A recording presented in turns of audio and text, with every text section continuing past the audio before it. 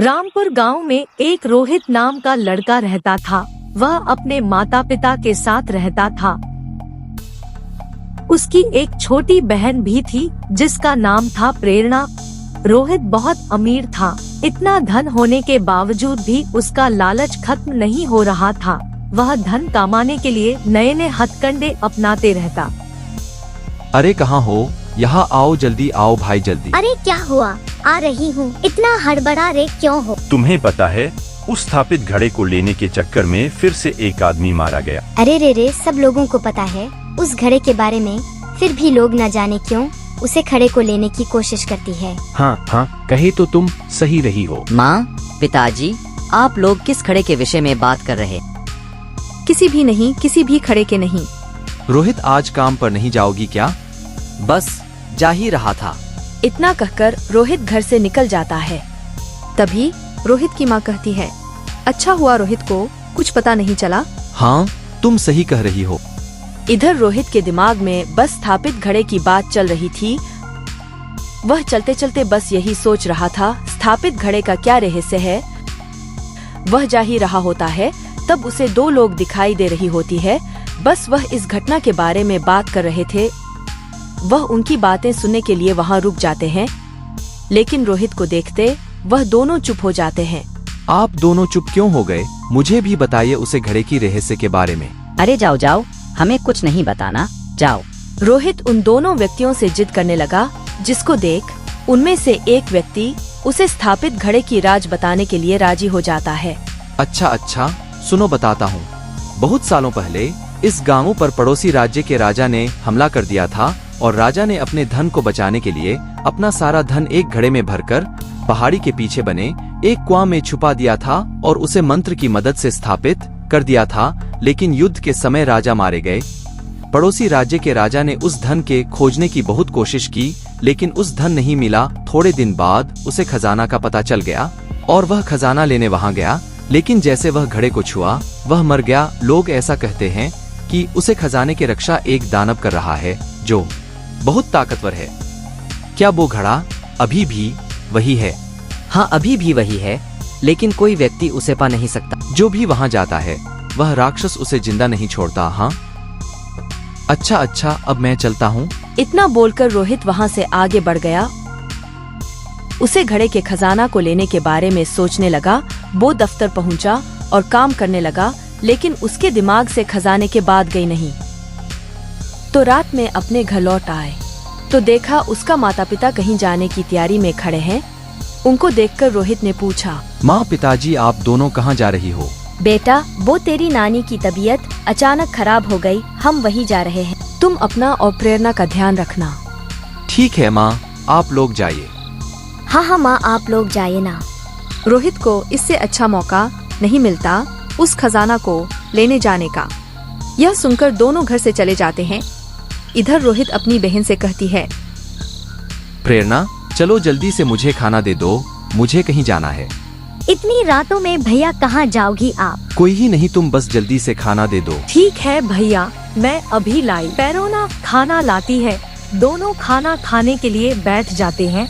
दोनों खाना खाए रही होती है, तभी रोहित कहता है, प्रेरणा, मैं खाना खाकर जा रही हूँ, तुम सो जाना। इतना कहकर रोहित वहाँ से निकल जाती है। प्रेरणा की कई बार पूछने पर भी रोहित ने उसे कुछ नहीं बताया।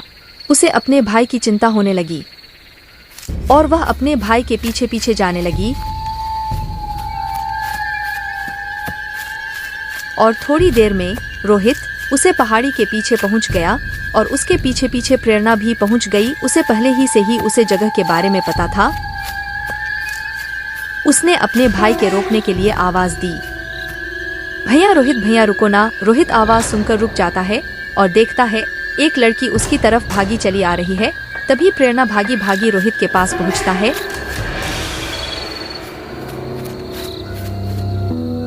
वेरोना को देखकर रोहित को गुस्सा आ जाता है और वह कहता है, तुम यहाँ क्या कर रही हो? तुम क्यों आए हो मेरे पीछे? भैया, आपको पता भी है इस जगह के बारे में, चलिए आप यहाँ से। तू जा, मैं आ जाऊंगा थोड़ी देर में। नहीं भैया, आप चलिए यहाँ से। भैया, आप घड़े से वो स्थापित खजाना लेने तो नहीं जा रही हो? हाँ, मैं वही खजाना लेने जा रहा हूँ। इतना सब कुछ तो है, तुम्हारे पास, आप क्यों लालच कर रही हो? चलो ना। प्रेरणा ने उसे समझाने की बहुत कोशिश की, लेकिन रोहित नहीं माना। वो आगे की तरफ चलने लगा।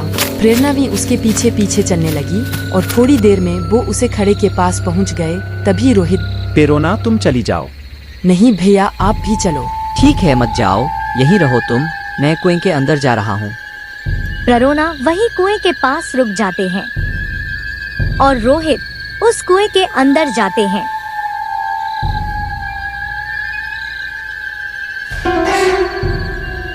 उसके पीछे प्रेरणा भी उस कुएं में चली जाती है।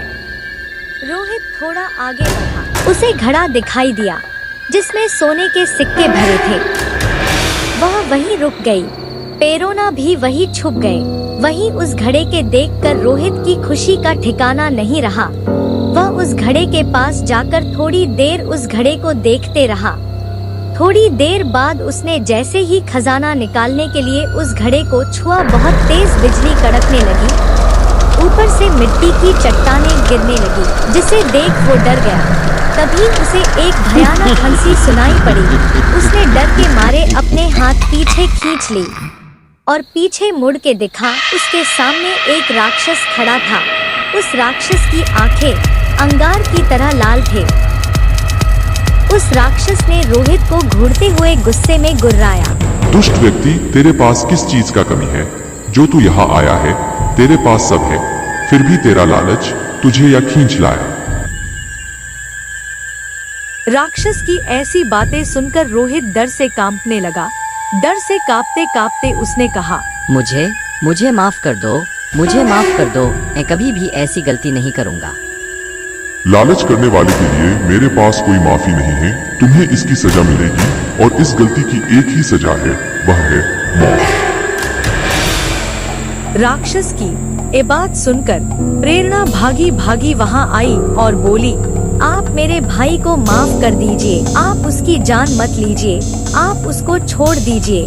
चाहे तो आप उसके बदले मेरी जान ले लो। आप इसे कुछ मत कीजिए। आपको जो सजा देने हैं अब मुझे दीजिए। मैंने गलती की है, मेरे मन में लालच था। प्रेरणा, तुम पहली ऐसी लड़की हो जो यहाँ खजाना लेने के मकसद से नहीं आए हो, बल्कि किसी को बचाने के मकसद से यहाँ आई हो। इसलिए मैं तुम्हें तुम्हारी भाई को बचाने का एक मौका देना चाहती हूँ। बताइए मुझे क्या करना होगा? तुम्हें मुझे इस बंधन से मुक्त करवाना होगा और तुम ही इस काम को कर सकती हो। लेकिन मैं ऐसा कैसे करूँगी? तुम्हें मेरा एक सवाल का जवाब देना होगा। इसके सही उत्तर के लिए मैं तुम्हें 2 मौके दूंगा। पूछिए। बताओ वह क्या है जो किसी के लिए कभी भी नहीं रुकता, लेकिन ध्यान से याद रखना, बस 2 मौका है तुम्हारे पास। प्रेरणा थोड़ा सोचती है और बोलती है, पानी पानी कभी नहीं रुकता। राक्षस तभी अपनी शक्ति का इस्तेमाल करता है और उसे एक गड्ढे में पानी भरा हुआ दिखाते हैं और बोलता है, यह देखो, यह पानी तो रुका हुआ है और यह पानी तो समुद्र में जाकर रुकी जाती है। अब तुम्हारे पास सिर्फ एक मौका है अपने भाई को बचाने का, बस एक मौका और। प्रेरणा एक मौका खो दी क्योंकि उसके पास सिर्फ एक मौका था। वह सोच में पड़ गई। तभी वो राक्षस बोला, जल्दी कर लड़की, समय निकला जा रहा है। राक्षस की यह बातें सुनते ही प्रेरणा को समझ आ गया, समय किसी के लिए नहीं रुकता। वह तुरंत जवाब दिया, समय किसी के लिए नहीं रुकता। तुमने एकदम सही जवाब दिया। मैं तुम्हें और तुम्हारी भाई को आजाद करता हूँ। इसके बाद उस राक्षस को मुक्ति मिल गई और वह उस घड़े के साथ गायब हो गई। इधर रोहित को भी समझ आ गई लालच करना बुरी बात है।